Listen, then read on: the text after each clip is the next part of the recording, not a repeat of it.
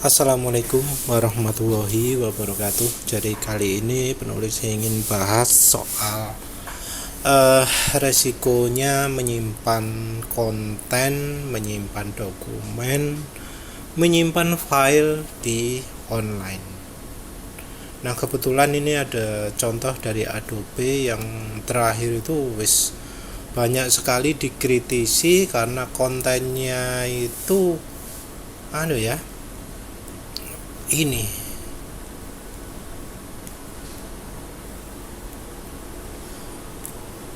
Adobe bila kita setuju dengan term of service-nya, bila agree untuk menggunakan produknya, jadi salah satu syarat pengguna produk Adobe itu adalah ngeklik OK pada term of service. Nah, ini adalah legal terms-nya, syaratnya.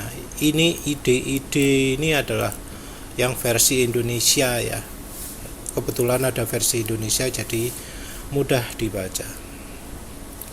Dan ternyata ketika kita sudah menggunakan produk Adobe dan tentunya kita sudah setuju dengan aturannya Adobe, maka kita itu memberi lisensi kepada Adobe yang non eksklusif,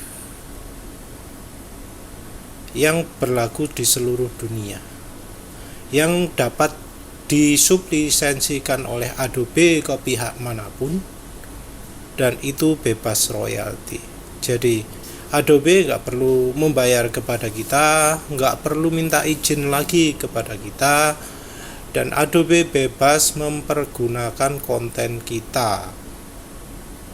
Ini tentu ada semata-mata untuk tujuan mengoperasikan atau meningkatkan layanan dan perangkat lunak.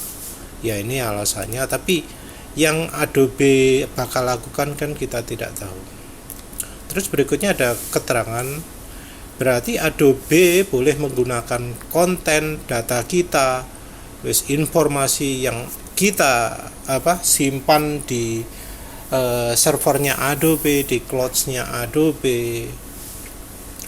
Itu Adobe bakal boleh menggunakan, memperbanyak, menampilkan secara publik. Jadi misal data kita itu adalah private, gak peduli apapun, Adobe sudah kita beri izin untuk menampilkan secara publik, termasuk juga mendistribusikan, memodifikasi, membuat karya turunan berdasarkan membuat karya turunan ya.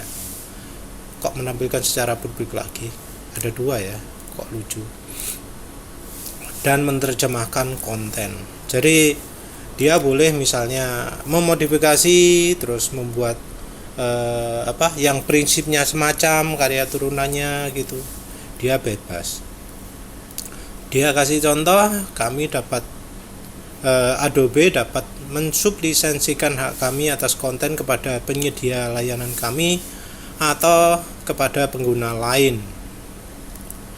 Jadi konten kita, data kita bisa di-share oleh Adobe ke pengguna Adobe lain atau yang penyedia layanannya, dan itu bisa tanpa minta izin ke kita dulu. Ada penerangannya yang 4.6. Ini soal masukan pun ya, soal saran-saran. Ini juga bebas menggunakannya. Jadi tanpa atribusi atau memberi informasi, memberi identitas kita, dan mereka tidak punya kewajiban apa-apa ya. Tapi soal kepemilikan ini berlaku bila kita mempunyai lisensi yang sah untuk konten. Jadi Adobe tidak mengklaim hak kepemilikan, tapi ya Adobe hanya ambil lisensinya saja. Tapi lisensinya ini betul-betul luas sekali ya, karena bebas dipergunakan macam-macam oleh Adobe. Nah ini merupakan salah satu hal ya yang membuat penulis ini sering rekomendasi untuk jangan nyimpen data di cloud, jangan punya server di cloud, jangan naruh macam-macam di cloud.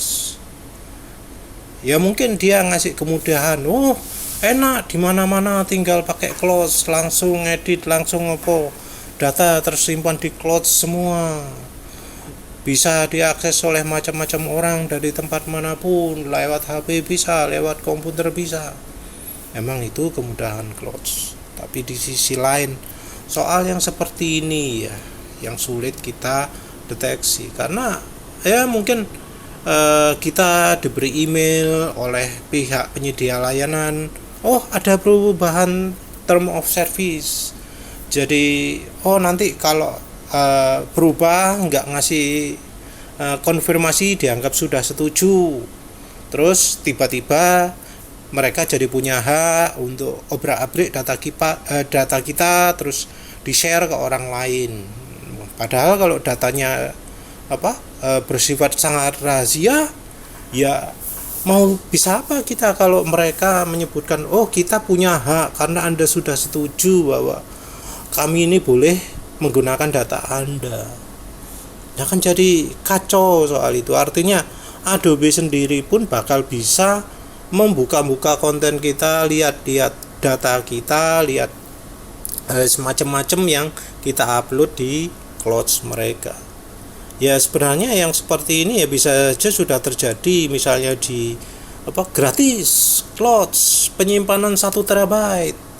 Ya memang gratis karena semua data yang kita upload ke mereka akan mereka manfaatkan ya, yang nilainya bisa lebih besar dari service yang mereka sediakan. Misalnya mereka ngasih kita 1 terabyte, tapi keuntungan yang mereka dapatkan dari data, foto, video kita yang kita upload ke cloud mereka itu bisa lebih besar. Belum lagi ini soal keamanannya. Yang soal keamanan ini sampai sekarang penulis itu masih nggak paham, karena ya penulis ini akan IT ya, sering sekali dapat undangan, dapat email untuk hadir di hotel mana untuk ikut Zoom, meeting online, edukasi online secara langsung, pakai hadiah, pakai makan-makan ya. Itu kebanyakan kalau soal cloud itu pasti soal security. Kenapa? Karena security di cloud itu yang paling penting. Karena rupanya ya banyak data yang ya sepertinya diobrak-abrik kalau di internet. Jadi buka sesuatu akses itu sudah sangat berbahaya, karena ya untuk password aja bisa dibobol. Bahkan pernah ada kasus AWS akunnya dihack. AWS dihack. Ya semua konten kita, semua data kita, server kita sudah bisa diakses oleh orang lain. Ya namanya hacking aja lah ya. Gak sedikit ya kasus-kasus seperti itu di Facebook. Ada kan ceritanya seperti itu. Ya sama juga lah ya kayak di Adobe gini. Jadi kalau misalnya keamanan itu sesuatu yang penting, privasi itu sesuatu yang penting, nggak usah lah pakai service data cloud macam-macam, server di cloud macam-macam. Kecuali kepepet ya silakan. Tapi kalau nggak gitu ya seminimal mungkin lah pergunakan cloud itu. Ya sudah itu saja. Terima kasih sudah menonton. Assalamualaikum warahmatullahi wabarakatuh.